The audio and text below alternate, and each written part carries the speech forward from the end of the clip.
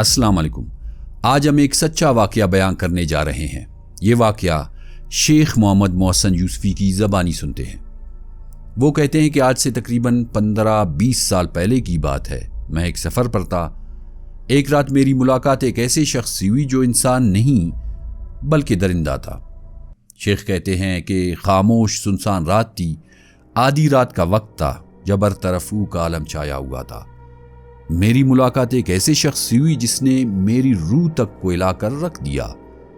وہ لوگوں میں باوقار نیک سیرت پیر مشہور تھے۔ لوگ اس کی عزت کرتے تھے اور اسے پیر سمجھ کر اس سے دم بھی کرواتے تھے۔ وہ کہتے ہیں کہ اس کے سر پر بڑی سی پگڑی، چہرے پر سفید داڑھی، صاف ستھرا لباس، لیکن اس کی آنکھوں میں کچھ اور ہی تھا۔ ایک ایسا خوف، ایک ایسی دہشت جنہیں لفظوں میں بیان کرنا ممکن نہیں۔ میں اس سے ملا تو وہ میری طرف دیکھ کر مسکرایا۔ اس کی مسکراہٹ میں ایک عجیب سی سرد مہری تھی۔ اس نے میری آنکھوں میں جھانکتے ہوئے کہا، میں جو جادو کا علم کرتا ہوں، اس علم میں اگر میں چاہوں تو دن کا ایک بندہ بھی مار سکتا ہوں۔ میں نے اس سے پوچھا، یہ کیسے ممکن ہو سکتا ہے؟ اس نے کہا، مجھے میرے علم پر مکمل اعتماد ہے۔ میں نے پوچھا، اگر تمہارا علم کام نہ کرے تو؟ یہ ہو ہی نہیں سکتا کہ میرا علم ناکام ہو جائے۔ اس نے شیطانی مسکراہٹ کے ساتھ جواب دیا۔ میرے دل کی دھڑکن تیز ہو گئی۔ پھر بھی میں نے ہمت کر کے پوچھا، اتنی طاقت تمہیں کیسے ملی؟ وہ کچھ دیر خاموش رہا، پھر گہری سانس لے کر بولا، اس مقام تک پہنچنے کے لیے میں نے بہت کچھ کھویا ہے۔ میرے 9 بیٹے تھے، ان سب کو میں نے اس راہ میں قربان کر دیا، ان کی بلی چڑھائی۔ شیخ کہتے ہیں، میں چونک گیا اور پوچھا، کیا تم نے خود اپنے بیٹے مار دیے؟ وہ بولا، نہیں، میں نے انہیں قتل نہیں کیا، لیکن مجھے معلوم تھا کہ جس علم کے پیچھے میں پڑا ہوں اس کی منزل تک پہنچتے پہنچتے میرے بیٹوں کی جانیں چلی جائیں گی۔ کہنے لگا، میرے پہلے بیٹے کو کرنٹ لگا، وہ مر گیا۔ دوسرے کا ایکسیڈنٹ ہوا، وہ بھی چل بسا۔ تیسرا میرے ہی گھر کی چھت سے گر گیا اور جان سے گیا۔ چوتھے کو سانپ نے کاٹا اور وہ بھی بچ نہ سکا۔ ایک جگہ لڑائی ہو رہی تھی، میرا ایک بیٹا وہاں سے گزر رہا تھا، اسے گولی لگی، وہ بھی مر گیا۔ اس طرح کرتے کرتے میرے 9 بیٹے مر گئے۔ یہ سب میری آنکھوں کے سامنے ہوا۔ میں کچھ نہ کر سکا۔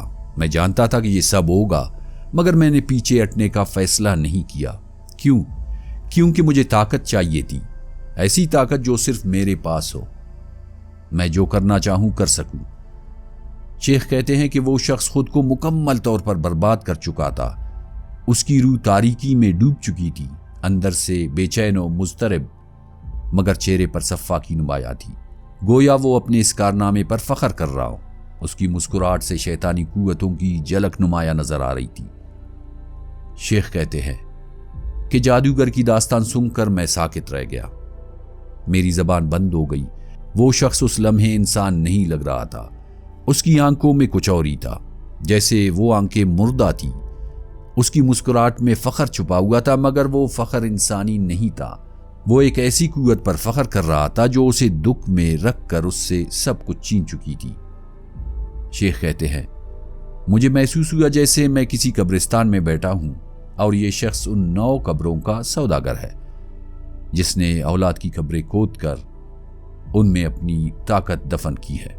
شیخ کہتے ہیں کہ اس شخص کی کہانی ایک عبرت ہے، ایک مثال ان لوگوں کے لیے جو شیطانی طاقت کے پیچھے اندھا دھند دوڑتے ہیں، مگر یہ بھول جاتے ہیں کہ اس طاقت کی ایک قیمت ہوتی ہے۔ یہ قیمت تباہی، بربادی اور ذلت و رسوائی پر جا کر ختم ہو جاتی ہے۔ دوستو، اس کہانی سے ہمیں یہ سمجھ آتی ہے کہ طاقت اگر انسانیت کی قیمت پر ملے تو وہ طاقت نہیں، بربادی ہوتی ہے۔ جو لوگ جادو، کالا علم اور شیطانی راستوں کے پیچھے اندھی دوڑ لگاتے ہیں، وہ شاید وقتی طور پر کچھ حاصل کر لے، مگر ان کی آخرت، ان کی روح اور ان کا دل سب کچھ جل کر راکھ ہو جاتا ہے۔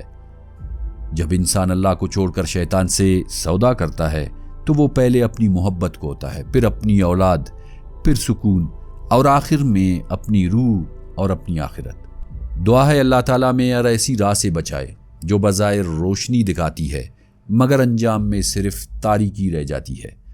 اللہ ہمیں اپنی پناہ میں رکھے اور ہمیں اپنی پناہ میں رکھے۔